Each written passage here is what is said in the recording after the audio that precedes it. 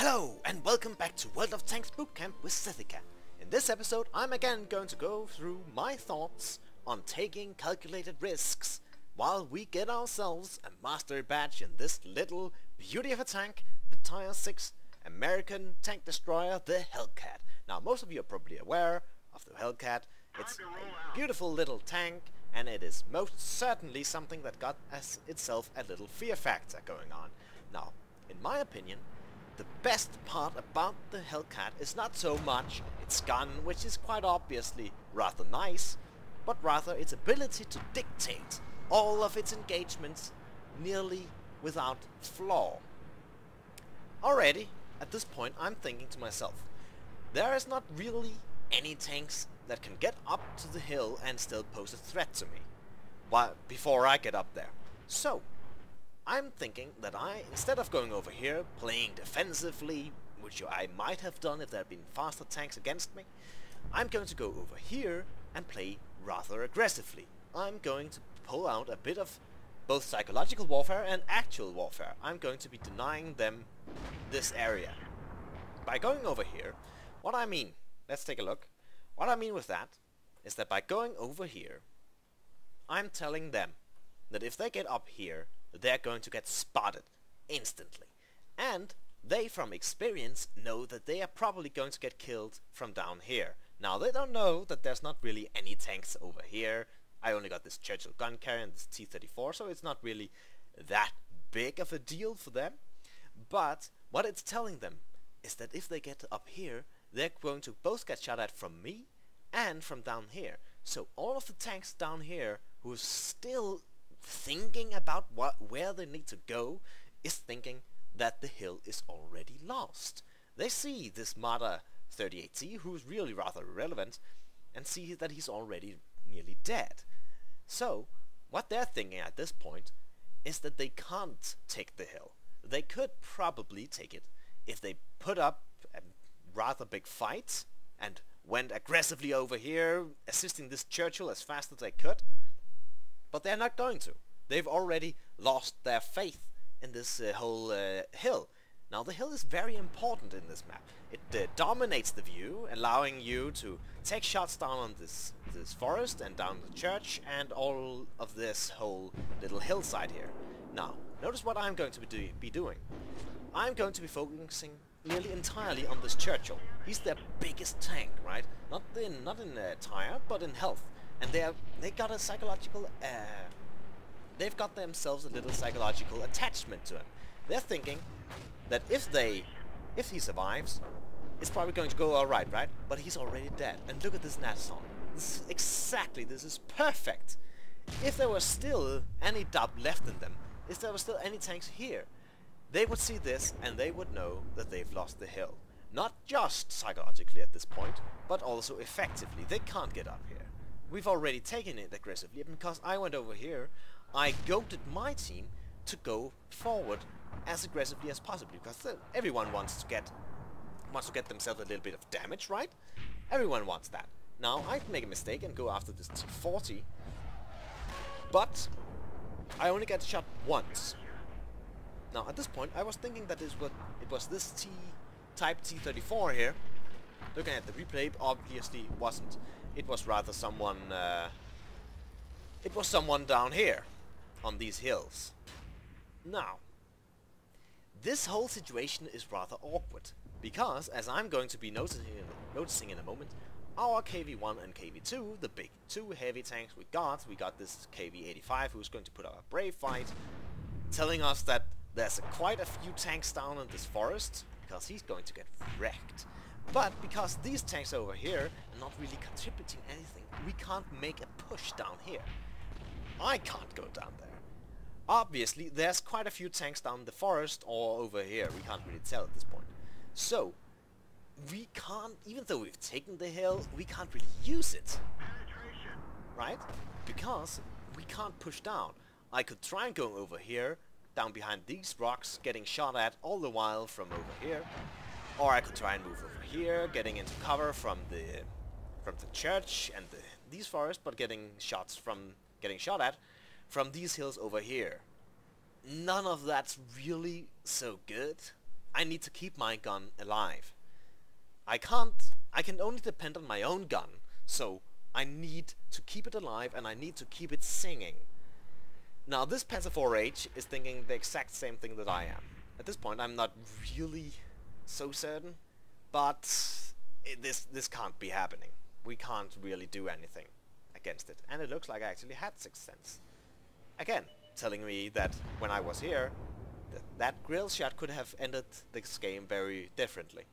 Now, if I had been here and I hadn't been spotted, I would have noticed the Sixth Sense. So, what I know by now is that there's probably only one tank down here, and he's got a bit of a bad view range. So what that's telling me is that it's probably this Panzer III, this AMX-40, or this Panzer III-4, and not any of the others. They would probably be able to spot me. Now, here you see the beautiful movement speed of this little fast beast, this Hellcat.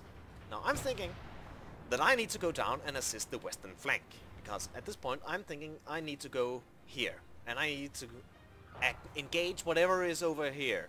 I need to engage whatever are over in those hills, but I would really like some assistance from these guys down on the western flank, so I'm going to try and assist them from here as best as I can. Now, this is outside of my render distance, but as I'm going, let's take a bit of a look on my thought process here. Alright, this is what I'm looking at from all the way over here. Now, this light tank who's hiding right around these rocks are of course not a grave danger to this medium tank who's over here. What he's doing is he's presenting the medium tank to whatever is over in this whole area. And I would really like the medium tank to be alive so that he can assist me when I go over here and move up here and spot whatever is in these forests. But to do that I need to keep him alive, and the biggest thing I can do for him right now is try and assist him with killing this light tank, who's probably at this point hiding behind here. Now why am I saying that? Look at this map. Look at the map. I know that he's around the rock somewhere. I know that the medium tank is right around here. What you need to do is think about, what I need to do myself as well, is think about what you would be doing in the enemy team's position. What would you be sitting here?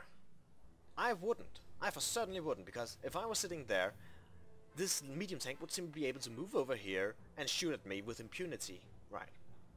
I would be trying to, again, dictate the terms of engagement, so I would be sitting right here, either moving out here or out here to spot the medium tank for my team behind me. So, you can't depend upon the enemy doing what you would do, of course, but it's usually the best bet you're going to get, because if they're moving erratically, if they're doing illogical things, you are not going to be able to anticipate it anyway, right? So, I'm anticipating that he's sitting right there, which he is. Great. Now the Chinokai dies, so it was completely pointless, but I thought that was a good example of the kind of thought process you need to take to anticipate the enemy. And what you can do with that, as you just saw there, is extending your effective range. He was outside of my render distance, which is, I think, 450 or 500 meters. I'm not entirely certain. It makes a box. So if you are moving diagonally right here, you are going to get a longer effective range. But since he was, well, there was a bit of. No, there actually wasn't. It was nearly entirely linear. So it was around a maximum of 500. I think it's 500. But that you can use that to really gauge where the enemy are, and that's super effective. Now, I'm not getting shot at. Look, notice this. This is going to be my downfall, actually. But I'm not getting shot at. What that's telling me is that there's probably not anyone over there. There's probably not anyone over there. And that leaves me with only enemies being right here. And over in this here area. So, I get a bit brazen here, which I shouldn't. Now I do move back because I noticed this KV2, and I noticed the only thing that's really a threat to me right now is the grill, right? And the grill can one-shot me even if he lands in the same postcode as me. So I'm going to be using this KV-2 as bait. Now you can only depend upon your own gun. That was a bad, annoying crit. I probably hit his gun. And at this point I'm thinking I'm dead because this stock... And there was a grill shot. Because this stock should have gone for me, really. He would have killed me most likely. Instead of going after the KV-2, I don't know why he didn't. And boom! A good little shot on this Panther. 3-4. And I move forward. And I don't notice the Achilles up there, who I didn't really think was there to begin with, since he hadn't been shooting at me yet. Now, I can tell you that this is going to be a win, but I'm going to speed it up a little bit. It's going to be a win mostly due to this beautiful little bastard in his Panzer 4H, which is also a sexy little tank. And this is a KV-1 who suddenly got himself a pair of balls and moved forward again. Let's see. Got that kill. He's getting shot at by the Achilles. So he's getting himself into cover. Now this KV-1 is positioning himself quite cleverly in the cap circle, which is going to force the Achilles to move out. And we can see that a tree got knocked over, so we know he's over here now. And there he is. And any second now, he's going to get killed, mopped up. And there we go. Now, let's move on to the post-game stats. Now, as I said, this was a mastery badge. This was also a Confederate medal, since I only killed 3 tanks but damaged quite a few. As we can see here, I did the second most damage in the game, only overdone by this Achilles, who got 5 kills, and it's really rather unlucky for him that he was on the team that he was. Just look at these. Just look at them. They didn't really achieve anything, right? Poor guy. I got 35,000 credits, 35,804 credits net after everything is subtracted, and 5,187 experience earned at a 3-time day. Now, what is the most important part for you to take away from this little replay here? It is without a doubt aggressively taking over the hill. Now, I'm not saying that they would have sent a lot more tanks up there had I not gone up there, had I not been there. But what I am saying is that because I showed myself that early and that aggressively to them, I not only told them that if they got up there, they would get killed quite easily, and most people are risk averse, so they wouldn't dare to go up there. I was also telling them that I probably had a lot of friends with me. Now in this case I did, but even if I hadn't, they wouldn't have known that. So, what the end result of that would have been would probably have been the same, only I would have been the one to do a lot more damage. Now, the Nason died quickly, right? That was the final nail in the coffin for the enemy, actually, in my opinion, because the hill is essential. Had they had the hill, had they gotten the hill, it would have been a much different game. Had they gone up there much more aggressively, we would probably not have been able to get down to the western flank and assist them before it had fallen, right? So, because we so aggressively took the hill and pushed them back, we confined them into a very little part of the map where we were able to, again, dictate the terms of engagement, something that the Hellcat is simply exceptional at. With its meaty gun, it is capable of popping up where enemies don't expect it and take them by surprise, killing them before they even know what's going on. You saw this Achilles. If I had been taking account, if I had noticed the Achilles were killing a Sherman. He had just killed a Sherman who were out on the hills to the east of me. Had I noticed that, I would not have gone up again, because what that would have told me is that the Achilles was a place where he would actually be able to kill me as well. Now, I didn't notice that, but the Achilles had not moved through the entire game, most likely. He was probably sitting around that church throughout the entire game. So, that was also the end result from my aggressive movement up into the hill.